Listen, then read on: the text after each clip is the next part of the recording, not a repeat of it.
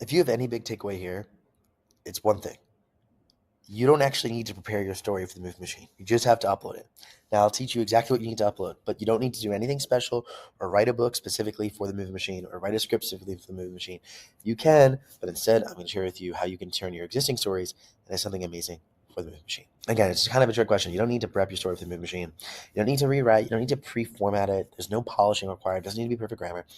Instead, just upload the raw PDF of your story, whether it's a script, whether it's a novel or a short story, and even if it's a first draft. Grammar doesn't matter, but your story does. Ultimately, we want you to upload the full story.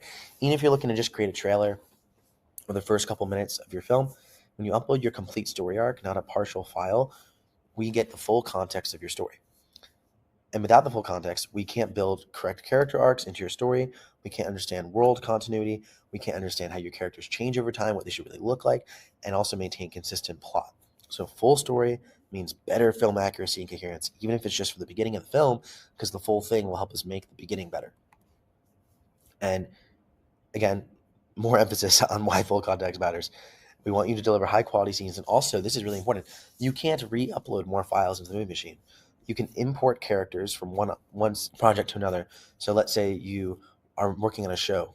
You have season one script, you upload, and now you're on season two. You can import characters from one season to another. And I'll show you how. That's really cool. So you can have consistent characters, consistent objects, and consistent settings. But if you're working within one season or one movie, a new if you add something to it, you're going to have to reprocess the story, which is just a lot of time, a lot of work for no reason. We might be allowing you to reprocess stories in the future, but we'd have to really do it probably from the ground up. It's a pretty hard problem for us to solve because it's almost like rewriting a book, right? It's rewriting the story now based on our understanding of it. So it's good to just give us, the full story that you have and not try and chunk it up in different files because you're going to have to ultimately create new projects for that, and it's going to add time and complexity. Now, here are things that actually can help. Okay, I won't lie, there's some things that can help.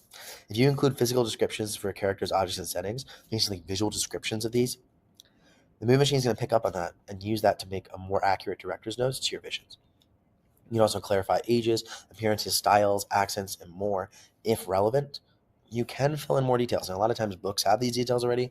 Sometimes scripts could use a bit of a story Bible up front, but in a production Bible, but regardless, these things can help, but they're not needed because if there's some gaps, the movie machine fills in the gaps, and you might like the gaps it fills in. And if you don't, you can always edit it. So the summary here is upload your story as it is. Unpolished is fine. A full story is better than a perfect story. More details, especially visual ones, help, but they're not required, and let the movie machine do the heavy lifting for you and refine later inside of the director's notes.